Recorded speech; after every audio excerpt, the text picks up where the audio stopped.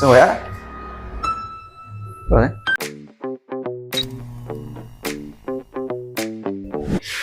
Assalamualaikum warahmatullahi wabarakatuh. Selamat datang di channel YNH Yuda Grafika di segmen Tanya Podcast Tanya Bos.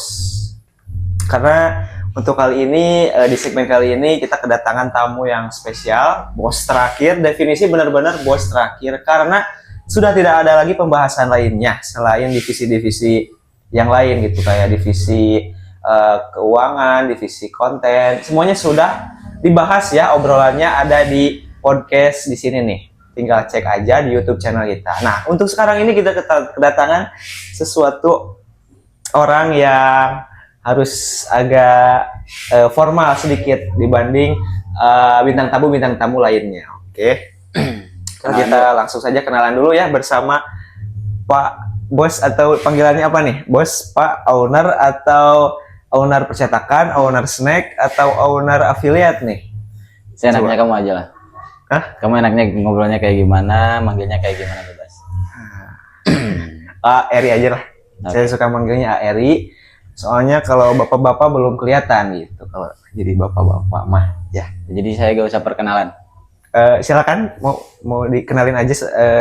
Misalkan udah ngebangun percetakan dari kapan, kayak perkenalan singkat aja. Pengen dipanggilnya apa nih? Owner siapa? Oke, perkenalkan nama saya Yuda. Di sini emang kebetulan saya lagi free dan emang udah direncanain sama konten kreator Farhan, dimana saya bisa mengikuti podcast di YouTube Yuda Grafika ya. Betul sekali. Selamat menikmati. Itu aja? Udah. Oke. Langsung aja ke pertanyaan langsung, soalnya podcast saya mah langsung pertanyaannya dari robot, dari AI gitu. Gak apa-apa. Oke. Gak ada inisiatif pertanyaan sendiri gitu? Gak ada sih. Cuman inisiatifnya setelah saya nanya, langsung saya tanyain lagi gitu dari kepala saya sendiri. Oke. Nah, silakan lanjut. Oke. Udah punya 2 bisnis nih, percetakan sama snack. Ngapain masih capek-capek mulai affiliate lagi, masih buka bisnis baru nih, affiliate gitu. Kenapa? Mungkin dari karakteristik juga saya ambisius dan mungkin saya juga masih muda, terus masih darah anak muda lah, membara kayak gitu. Dan yang saya pikirkan itu ketika emang saya punya sistem, tim, itu saya tidak mau mereka itu stuck di sana kayak gitu. Mungkin anak-anak muda Gen Z sekarang itu mereka bisa mengembangkan segala sesuatu yang emang ada di zamannya gitu. Mungkin ini time waktu untuk Gen Z buat berkembang. Yang saya pikirkan seperti itu. Makanya kayak kamu yang lainnya, kalau misalkan emang punya ambisi tersendiri, bisa ngobrol sama saya, kita bisa obrolkan anaknya kayak gimana, kedepannya kayak gimana. Mungkin bisa menemukan jalan keluar dan goalnya itu cukup memukau di zaman sekarang untuk anak-anak Gen Z kayak gitu. Iya, jadi intinya membuka peluang untuk para Gen Z gitu kan, supaya bisa mencurahkan karya seninya menjadi sebuah duit gitu kan. Cuan. Intinya cuan harus dilihat ya. Jujur aja, affiliate itu peluang baru atau cuma ikut-ikutan tren TikTok? Enggak, saya itu ketika emang berbuka usaha ataupun bisnis itu saya koreksi ataupun risetnya itu cukup lama kayak gitu. Saya gak bisa sekarang lihat orang lain sukses di bidang itu sedangkan saya tidak tahu seluk beluknya itu seperti apa. Makanya seperti snack saya itu ngeriset snack sampai HPP dan lain-lain itu hampir 1 tahun kayak gitu. Sedangkan afiliasi itu saya kurang lebih 3-4 bulan, dan juga saya suka dulu lihat kompetitor kita itu mainnya seperti apa, profitnya seperti apa, dan yang paling penting itu kita harus tahu resikonya kayak gimana, minusnya kayak gimana, jangan plusnya doang kayak gitu. Makanya saya sering cari-carinya itu plusnya, minusnya dulu, minusnya apa, resiko yang paling riskan, high riskan itu kayak gimana. Berarti ketiga bisnis ini tuh resikonya udah tahu, udah sama Airi udah tahu, udah bisa dihandle. menurut ini bisa nih, kita gasin yuk, bisa gitu. Iya kayak gitu. Panggilnya Yuda aja. Ayuda. Ayuda. Rata-rata orang taunya Ayuda. Ayuda, oke, Ayuda ya. Nah kalau affiliate ini, menurut yakin bisa works ke depannya. Segala sesuatu pasti ada, itu suka membuat time kayak gitu. Misalkan sekarang targeting saya buat koreksi ataupun improvisasi dalam suatu bisnis itu kurang lebih 1 tahun ataupun 6 bulan. Gitu. Sedangkan di afiliasi saya coba targetnya itu 6 bulan, apakah dia bisa menghasilkan profit atau tidak. Karena ada pepatah yang bilang mundur itu bukan berarti mengalah kayak gitu. Terkadang itu suatu strategi yang bagus biar tidak terlalu beresiko ke depannya kayak gitu. Keren. Oke lah, lanjut ke pertanyaan lain karena masih banyak. Menurut Ayuda, bisnis mana yang paling bohong kelihatannya gampang? Maksud? Paling bohong kelihatannya gampang. Jadi menurut orang-orang tuh kelihatan gampang, tapi sebenarnya enggak. Bisnis apa tuh? Semua bisnis juga gak ada yang gampang sih sebenarnya. Rata-rata orang yang emang stuck lalu memulai lagi dari awal, mencari lagi bisnis itu, mereka pikiran dari awalnya mengiranya gampang kayak gitu. Hingga mereka mencari jalan pintas, sedangkan sampai tujuan sukses itu tidak ada satupun jalan pintas kayak gitu. Kecuali kamu emang anak orang kaya ya, mungkin bisa gitu. Tapi kalau misalkan sebagai perintis seperti saya ataupun orang lain ya gak bisa lah kayak gitu. Karena emang jalan pintas itu malah nanti kalian malah menemu jalan buntu, bukan kesuksesan kayak gitu. Bentar dulu. Break dulu. Emang kedengerannya lagu dari luar? Antara snack, percetakan sama affiliate mana yang paling bikin stres ngelolanya? Percetakan sih. Percetakan kenapa? Karena butuh SDM banyak, human banyak, sedangkan kendala paling beresiko di suatu usaha itu paling berat ngurusnya itu human kayak gitu. Menaikkan orderan itu menurut saya sebagai saya ada istilahnya pondasi marketing itu sangat mudah kayak gitu. Kalau udah punya pondasi marketing. Tapi kalau masalah human itu paling susah diatur seperti itu. Kayak kamu punya anak buah nih misalkan, ya, berapa orang? 2, 3? 2 ya. Itu kan karakteristik beda apa yang kamu aja sama saya gitu. Kadang saya kadang kamu lakuinnya apa kayak gitu. Karena kamu juga punya pemikiran sendiri.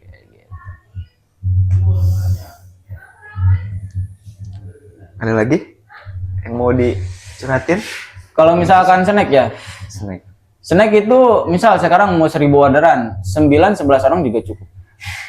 Percetakan lebih dari 600 orderan aja kayak gitu. Meskipun emang profit lebih tinggi percetakan, tapi humannya mau hampir 50 kan kayak gitu. Ya paling enak sih afiliasi, cuma emang afiliasi bukan suatu pengembangan yang bisa cepat kayak gitu. Kalau misalkan kayak seller, saya sebagai pondasi marketing, istilahnya bisa nge-push itu bulan depan nih, saya mau orderan 1000 bisa kayak gitu. Tapi afiliasi tidak bisa kan. Harus ada strateginya dulu, tahapan-tahapannya dulu, misi-misinya harus diselesaikan. Terus emang nggak bisa langsung nge-push tinggi, nantinya bakal ke-banned juga. Mana yang paling cepat balik modal di antara ketiga bisnis ini? Berjualan online itu kita harus punya modal itu 3 kali lipat. Gitu. Misalnya punya 5 juta cukup nggak buat bikin bisnis online? Iya sebenarnya 2 juta juga cukup. Cuma gimana kamu nge-pushnya mau gimana kayak gitu. Strategi kamu mau gimana? Saya tidak bisa sekarang pukul rata semuanya harus modal 50 juta, gak bisa kayak gitu. Karena strategi orang juga beda-beda. Saya awal mula berbisnis tahun 2022 modal 25 juta kayak gitu. Hingga sekarang menghasilkan profit ya kamu juga tahu lah. Itu pertama kali Modal langsung 25 juta. Ya, 25 juta saya minjem ke bank. Saya minjem ke bank itu juga modal nekat kayak gitu. Kenapa nggak organik dulu? Kayak Beli mesin, mesin dulu ya. kan mesin. Saya dari mesin kecil sekarang nggak iya, gede kan? iya. Kayak gitu. Betul. Terus public speaking juga harus di upgrade kayak gitu, di improve. Karena untuk skala bisnis itu kalian yang paling penting itu negosiasi, public speaking itu harus bagus kayak gitu. Makanya saya terapkan ke anak-anak, kalian itu harus bisa public speaking, kalian harus bisa improve, upgrade masalah dialog kalian dengan orang lain, karena itu bekal buat kalian, bukan untuk saya, bukan. Kayak gitu. Nah, yang nonton pasti banyak karyawan nih. Betul, Eri. Kalau disuruh pilih satu doang buat bertahan hidup, kamu pilih bisnis yang mana? Untuk bertahan hidup ya. Kayaknya kalau misalkan Investasi sih. investasi bisnis percetakan ini bangkrut, snack bangkrut, Ya. gimana? Investasi. Karena untuk hidup lebih lama itu otak makin ke depan mungkin makin underperform ya, bukan malah up gitu. Jadi yang paling enak itu kita harus mengerti tentang investasi, saham, mau kalian kripto ataupun apa terserah. Investasi teh apa sih investasi? Investasi itu kayak kamu kata investasi? Saya tahu investasi asli. Investasi itu kayak kamu membeli saham perusahaan siapa semua. Kan sekarang udah banyak lah kayak gitu. Udah banyak broker, untuk lokal juga ada, untuk ini juga ada. Sekarang aja saya sama keuangan ya, di keuangan kantor kita. Saya menyuruh mereka kalau misalkan ada kas dana darurat, dia mending disimpannya kas dana darurat 50-nya buat invest perusahaan kayak gitu. Oke. Scalable.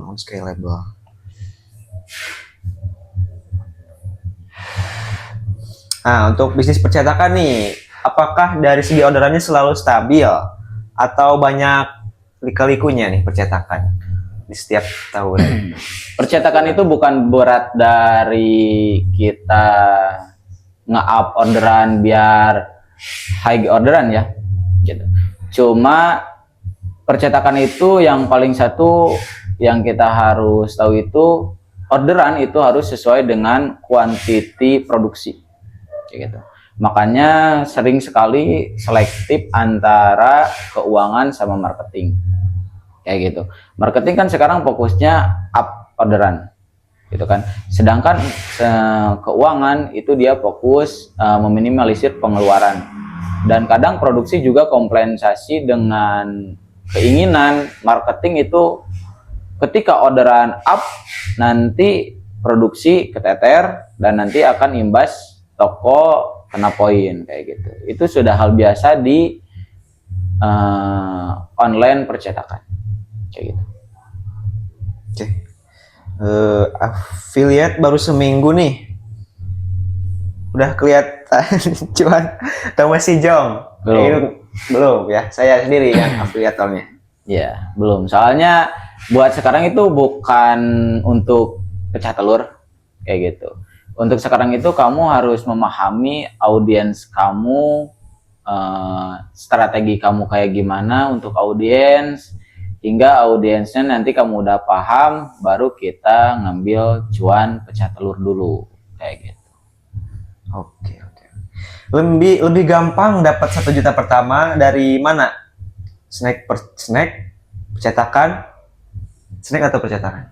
Aduh, saya gak bisa pukul rata ya. Untuk masalah pemula atau untuk saya nih pribadi nih? Menurut Ayuda pribadi. 1 juta paling gampang. 1 juta paling gampang trading sih. Trading. Iya, trading. Trading saya bisa beberapa menit juga bisa dapat 1 juta kayak gitu. Itu tadi sistemnya kayak judi gitu, Pak. Ya mini game sih, cuma bukan rekomendasi buat anak-anak yang emang istilahnya nggak punya uang dingin kayak gitu aja. Cuma kalau misalkan dalam bisnis 1 juta pertama Apa ya? Ya mungkin untuk sekarang ya snack percetakan juga bisa 1 juta, paling cepat juga bisa 1 juta kayak gitu.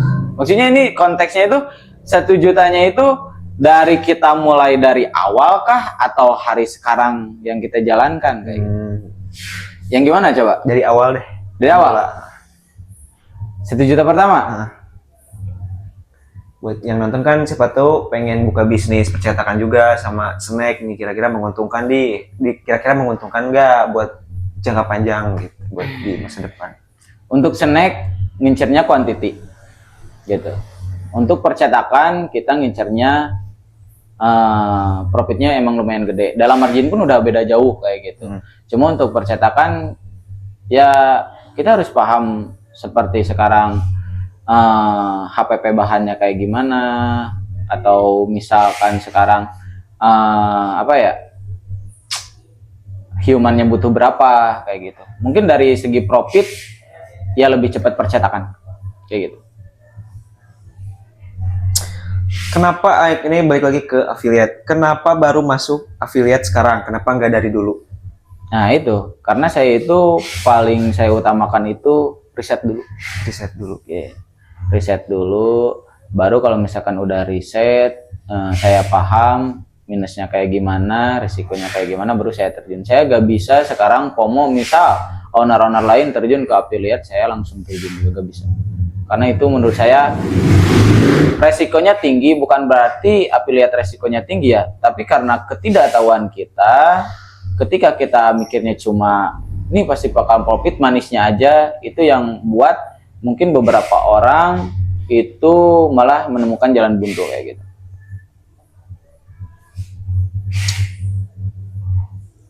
Udah segitu aja? Udah habis? Udah habis. Oke. Enggak, maksudnya Aida segitu aja alasannya tadi. Oke. Ada rencana yang lain lagi setelah 3 ini? 4 nama bisnis baru mungkin? Sebenarnya ada. Saya sebelum meninggal kali ya pasti bakal segala sesuatu pasti coba. Saya gak mau nanti akhir tua, masa tua saya itu kayak menyesal gara-gara tidak mencoba kayak gitu. Betul. Mending saya gagal, mending saya sekarang istilahnya apa ya? Tidak takut kalah atau apa sih bahasa Inggrisnya? Tidak tahu. Nothing tulus. Nothing tulus. Istilahnya nothing tulus. Soalnya saya juga kan dari dulu juga emang orang nggak punya gitu kan. Kenapa takut jadi orang nggak punya lagi kayak gitu. Tapi ngobrol sama keuangan, ngobrol sama leader juga. Mungkin kita sekarang cukupi dulu 3 ini. Baru kalau misalkan semuanya udah bisa profit, kita buka usaha lagi yang lain kayak gitu. Nyesel nggak jalanin salah satu dari 3 bisnis ini?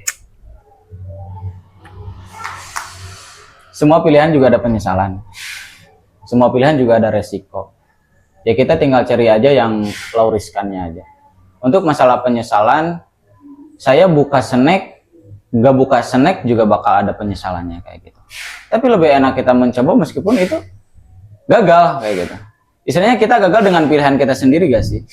Ketimbang kita gagal gara-gara tidak mencoba. Mungkin kayak gitu.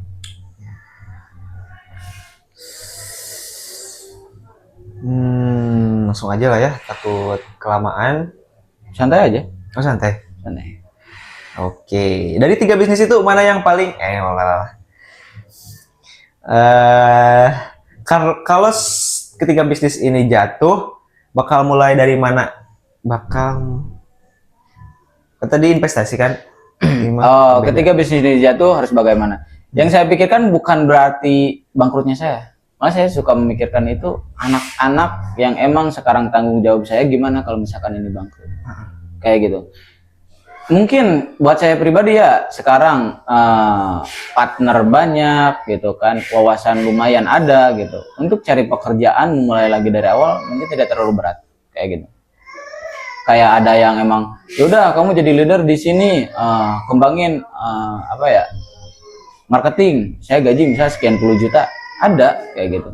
Cuma yang saya pikirkan, saya dari dulu juga itikat baiknya ingin semuanya maju, lingkungan keluarga YNH kayak gitu, bukan saya sendiri. Ya kalau misalkan diambil gak pusingnya, mending kerja di orang lain dengan gaji 50 juta ataupun 100 juta, is fine kan, buat kehidupan sehari-hari. Tapi kalau misalkan kayak gitu, mungkin saya keluar dari prinsip saya sendiri. Sedangkan lelaki itu harus dipegang prinsipnya, kayak gitu.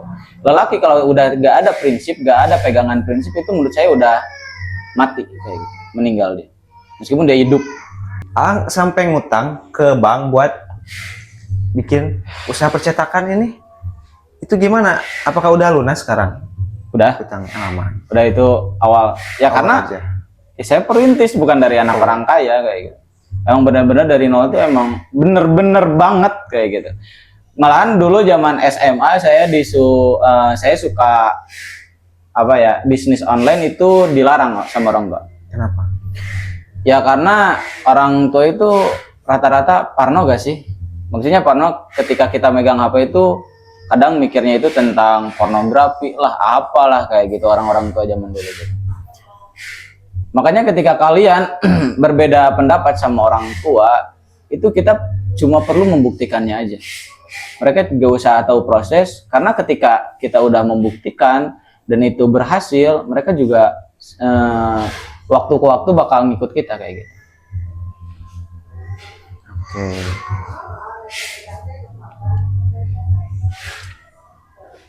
Itu aja sih yang mau ditanyain dari lubuk hati. Oke lah, selanjutnya lanjut ke yang dari ini.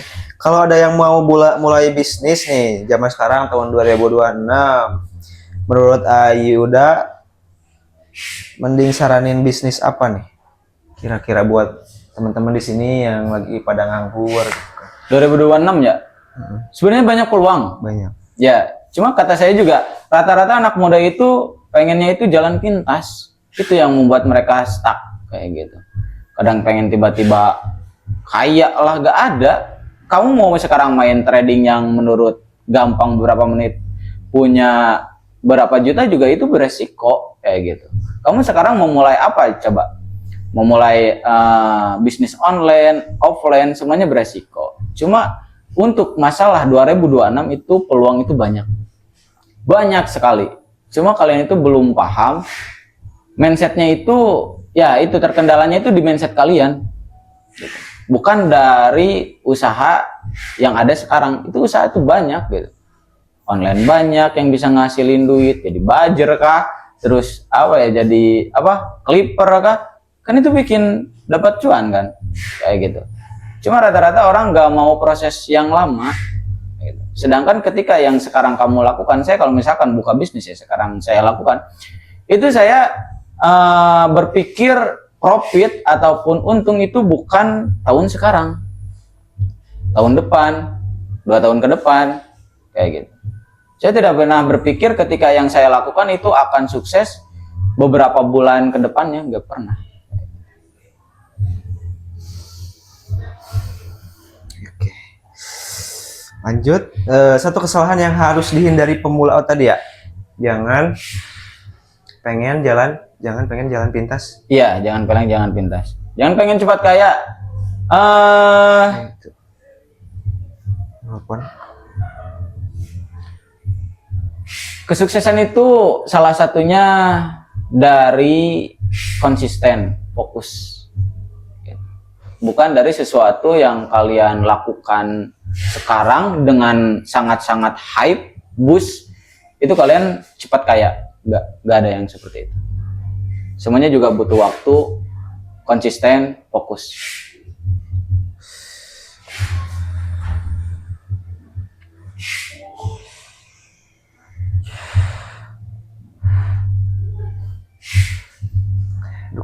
atas entah ini. Nothing, oke. Mas Nandi. Ya udah kalau nggak ada mau. Bisa aya nu penting gitu sebenarnya. Ya udah, tinggal ngobrolin aja. Dari karyawan-karyawan YNH Yuda asal pernah berkata gitu ke saya teh. Cok. Gak apa-apa yang sensitif juga. Saya pengen tahu malah. Ini tentang bos, cuman lupa lagi asli. Tentang bos. Apa coba? Apa ya? Takut mengungkapkan kah? Atau apa? Atau ada kendala permasalahan dari saya? Kadang saya suka masukan dari karyawan.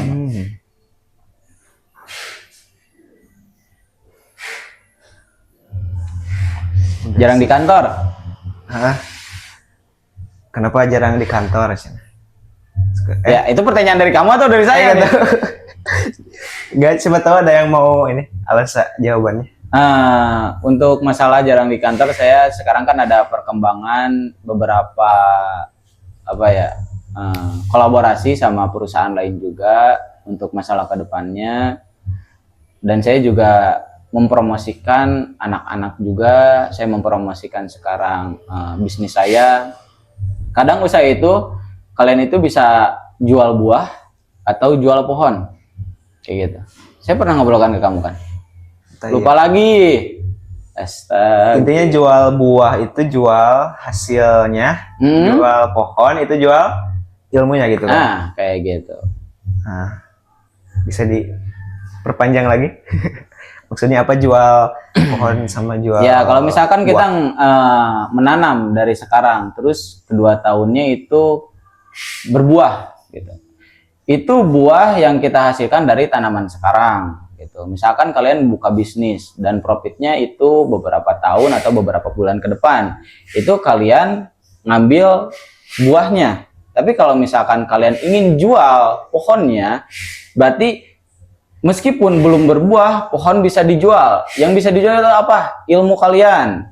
Jangan sampai kalian mengira bahwa ilmu kalian itu tidak berguna. Kadang rata-rata anak-anak sekarang di YNH, ruang lingkupnya, mereka tidak paham bahwa ilmu mereka itu kalau misalkan dibawa keluar itu sangat penting. Kayak gitu.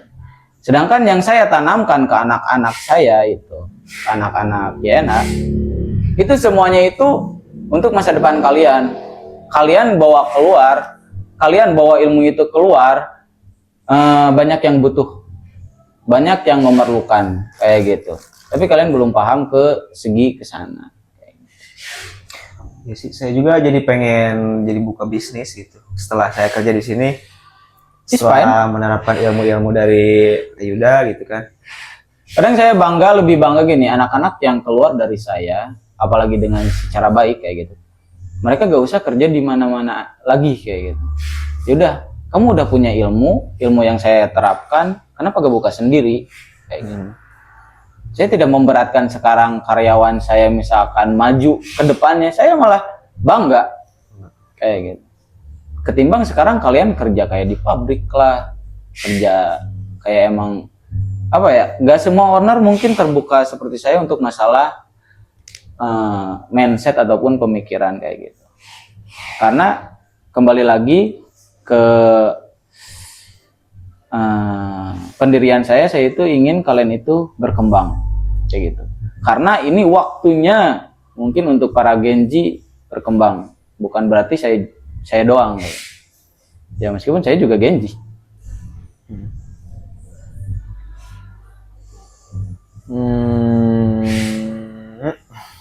Nah, gimana kalau si Gen Z-nya ini kan lebih mementingkan kuliah nih daripada mencari cuan. Gimana tanggapan Ayuda tentang hal ini gitu? Orang-orang yang pengen kuliah dulu gitu kan baru kerja. Sebenarnya itu pilihan. Terus banyak juga yang kesini kan sambil kuliah juga gitu. Itu pilihan perseorangan. Kita gak bisa pukul rata kalau misalkan kita sukses di bisnis. Saya harus ngomong bisnis terus. Kamu harus bisnis, gak bisa. Kadang orang juga yang ada akademika gitu kan, ada yang suka bisnis. Itu tergantung pilihan kalian masing-masing. Tapi kalau misalkan kalian minta saran dari saya, apa sih yang emang finalnya yang kalian kejar? Tetap cuan kan berarti, kayak gitu. Ya udah, kalian pikirkan secara mendalam prinsip kalian, jati diri kalian itu nemunya di mana, kayak gitu. Bukan berarti sekarang anak kuliah gak bisa sukses, bukan berarti seperti itu kayak gitu. Jangan pukul rata semuanya lah. Meskipun saya gak kuliah gitu. Nah, baru mau nanya nih itu, tapi Ayuda kuliah? Enggak ya tuh. Enggak, saya SMK aja sering bolos. Saya masuk 10 besar emang gara-gara suka presentasi ke depan. Seminggu itu saya paling masuk sekolah itu 3 hari atau 4 hari lah kayak gitu. Karena saya juga dari SMK kayak jualan lengko di pasar lah, terus malamnya kerja lah, sorenya ke bengkel lah gitu. Ya yang penting yang istilahnya bisa dapat cuan, karena saya tahu jati diri saya itu mungkin suka duit ya gitu. Ya udah, saya ikuti jati diri saya sendiri gitu.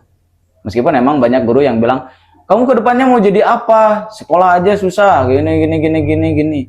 Tapi ya gak bisa dipukul rata, perkataan guru itu gak bisa kayak gitu. Karena anak-anak orang individual itu punya keinginan masing-masing, punya strategi masing-masing menurut saya kayak gitu. Kan sekarang banyak juga orang tua yang suka memaksa gitu kan anaknya itu bekerja sesuai orang tuanya. Misalkan, nah kamu harus jadi PNS aja gitu kan.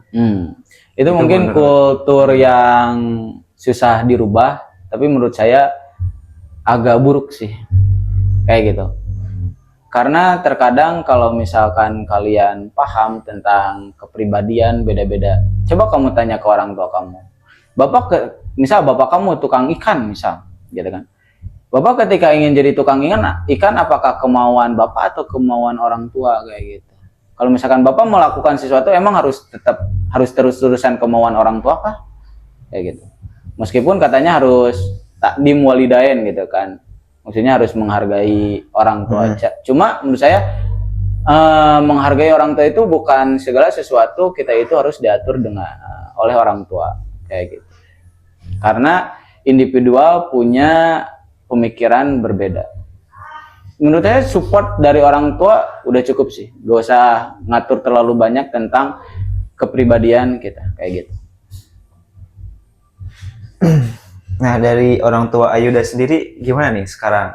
Saya banyak kontroversi sama orang tua. Owner percetakan gitu kan, apakah dulu pernah di komen-komen udah jangan cari cuan dari yang lain, udah jadi PNS aja, sekolah yang benar, kuliah. Sering.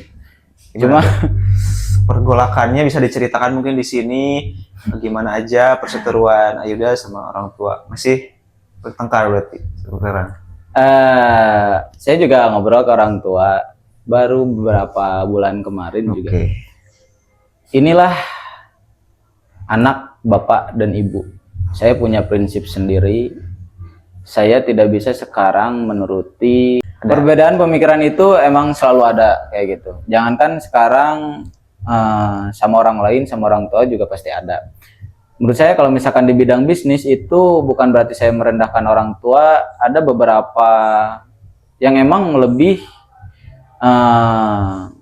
bagus untuk saya ikuti ketimbang orang tua. Cuma dalam masalah segi ibadah, dalam masalah segi attitude, saya seringkali emang mendengarkan orang tua kayak gitu.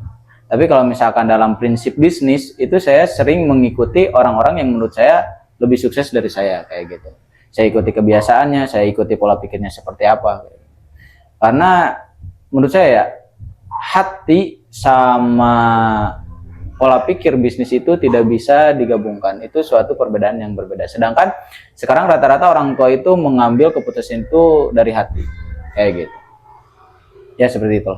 Oke, terima kasih. Sampai jumpa di podcast selanjutnya. Sekian dulu untuk Ayuda.